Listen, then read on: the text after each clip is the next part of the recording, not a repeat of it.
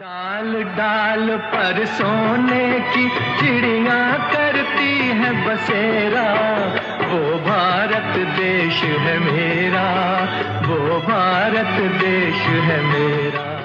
31 अगस्त शाम 5:30 बजे GST council की रिपोर्ट आई, जिसके हिसाब से जीडीपी बढ़ाकर धड़ाम से गिरकर -23.9% पर आ चुका है। निर्मला सीतारमण, हमारे देश की फाइनेंस मिनिस्टर, ने 27 अगस्त को ही जीएसटी काउंसिल की बैठक में ही जीडीपी बढ़त दर के मामले में अपने हाथ खड़े कर दिए। अब भारत की जीडीपी में जो भी गिरावट आती है, उसमें भारत सरकार कोई जिम्मेदारी नहीं ले सकती। उनके शब्द थे, "Whatever is happening is the act of God." अब जिस बात पर हमें विचार करना है वह यह है कि क्या यह एक्ट ऑफ गॉड है या एक्ट ऑफ फ्रॉड। पहले क्वार्टर में अलग अलग क्षेत्रों में बढ़त दर में भी नेगेटिव में पहुंच चुका है। मैन्युफैक्चरिंग -39.3%, कंस्ट्रक्शन -50.3%, बिजनेस और hotels -47%, real estate -5.3%, electricity -7%।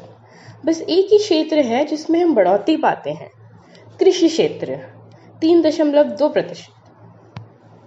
GST council की रिपोर्ट आने से कुछ दिन पूर्व मोदी जी को हम पाते हैं इस अलौकिक वातावरण में रिलैक्स करते हुए।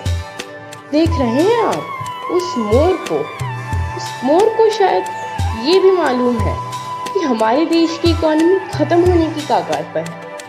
पर देखिए, मोदी जी को उसी प्रकार दाने फेंक रहे हैं जिस प्रकार हमारी इकोनॉमी को उन्होंने सत्ता में आते ही गड्ढे में फेंक दिया था। जी हाँ, आप सभी ने सही सुना। इस बात की पुष्टि यह बातें करती हैं। पहला, डीमोनेटाइजेशन। इसके द्वारा भारत की पूरी करेंसी ही बदल दी गई। इसकी वजह से मार्केट में सब कुछ इम्बैलेंस हो गया। यह मान लीजिए कि खिचड़ी ही पक गई। इससे बड़े और छोटे उद्योगों को भारी घाटा झेलना पड़ा।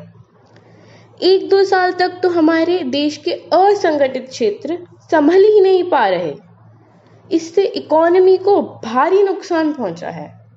दूसरा, जीएसटी टैक्सेस की संख्या कम करने के लिए लिए जाने वाला था, पर इसके कारण टैक्सेस हर स्तर पर ज्यादा संख्या में लेने चालू हो गए हैं। हमारा मतलब यह है कि डीमोनेटाइजेशन और जीएसटी के मूल आइडिया बिल्कुल ही प्रभावशाली हैं, पर दिक्कत का मामला यह है कि क्योंकि ये वेल प्लान नहीं था, सरकार इस बात पर हमें जवाब क्यों नहीं देती कि कितने इकोनॉमिस्ट ने बैठक की थी डीमोनेटाइजेशन लाने से पहले, या ये सिर्फ मोटा भाई और मोदी जी का ही फैसला था। जीएसटी लाने समय यह बोला गया था कि टैक्स कलेक्शन 2 गुना करेंगे। आ चुकी है कि जीएसटी कलेक्शन में 91,000 करोड़ का घाटा हुआ है। इस सब से भी मोदी जी का पेट नहीं भरा तो उन्होंने लॉकडाउन लगा दिया। हम फिर से यही प्रश्न पूछना चाहेंगे कि कितने पैंडेमिक एक्सपर्ट्स की बैठक बुलाई गई थी इतने बड़े फैसले से पहले। WHO ने भी लॉकडाउन लगाने की कोई स्पेसिफिक नेसेसिटी नहीं कही थी। लॉकडाउन सिर्फ और सिर्फ सरकार के लिए समय जुटाने के लिए था, ताकि वह खुद को इस पैंडेमिक के लिए तैयार कर सके। तैयारी तो साफ साफ दिख रही है। रोज के रोज 80,000 पेशेंट्स आ रहे हैं और 1500 से 2000 लोगों की मौतें हो रही हैं हमारे देश में। जीडीपी गिरकर -23.9% पर आ चुकी है और देश की हालत बहुत गंभीर है। इसके सॉल्यूशंस क्या है? Survival package.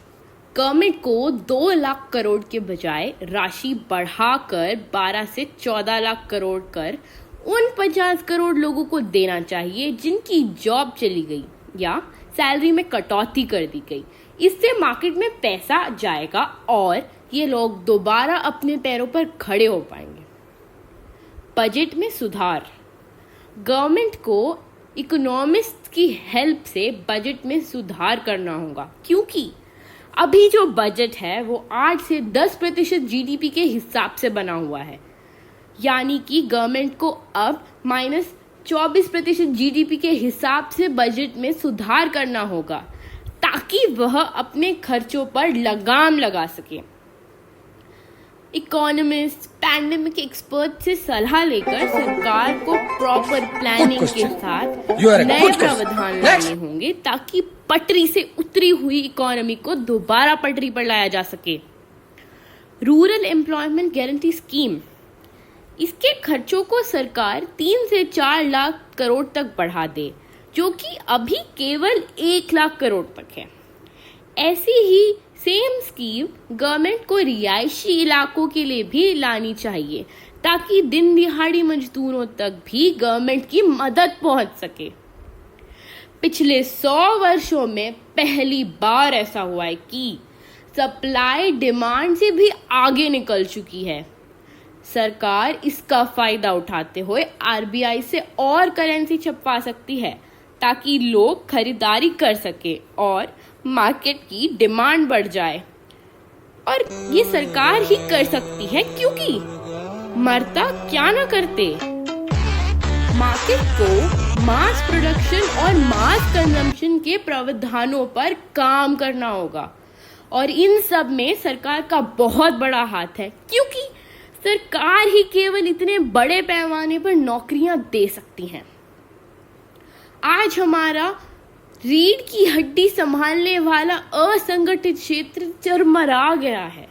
मार्केट में 90% इनपुट देने वाला क्षेत्र चरमरा गया है।